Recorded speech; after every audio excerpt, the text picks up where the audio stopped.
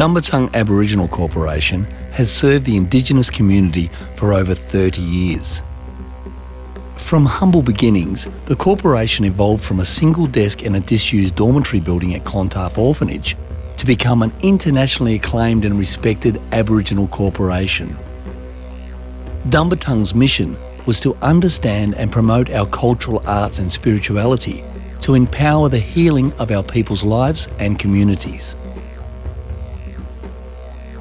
During the early 1990s, Dumbartung coordinated the highly acclaimed Kyana gatherings. The festivals were held on the very grounds that were once the hunting and ceremonial sites of the old Wadjuk peoples.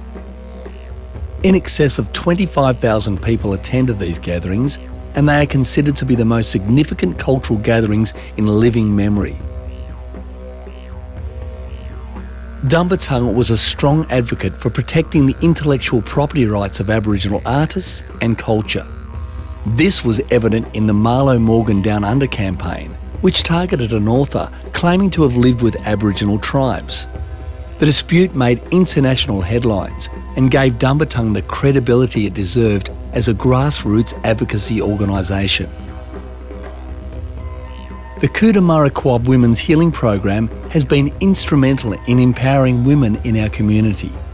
These initiatives created at Dumbartung empower our younger generation to survive, while also paying tribute to all our women who have lost their lives to domestic violence and our young people who have passed away as the result of suicide.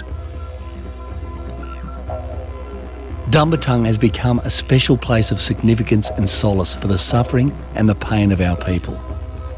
A place they can feel safe, protected and able to express themselves through the challenges they face.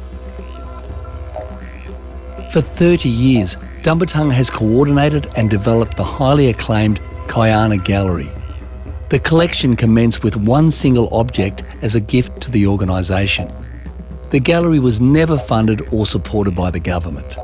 It has been visited and toured by tens of thousands of people, both Aboriginal and non-Aboriginal. All have been spiritually moved by the experience.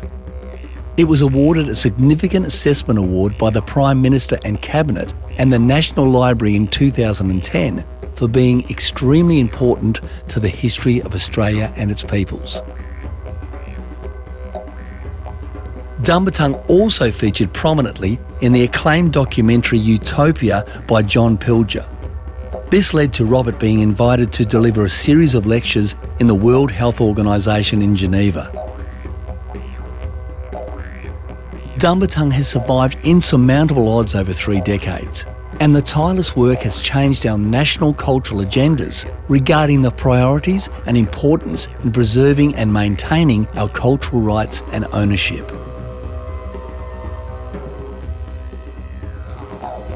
Dumbartung's 30-year journey has been a much-needed healing for the spiritual and cultural well-being of our people. Future generations will have insights and directives from the legacy that will prevail in our maxim. May our campfires burn forever.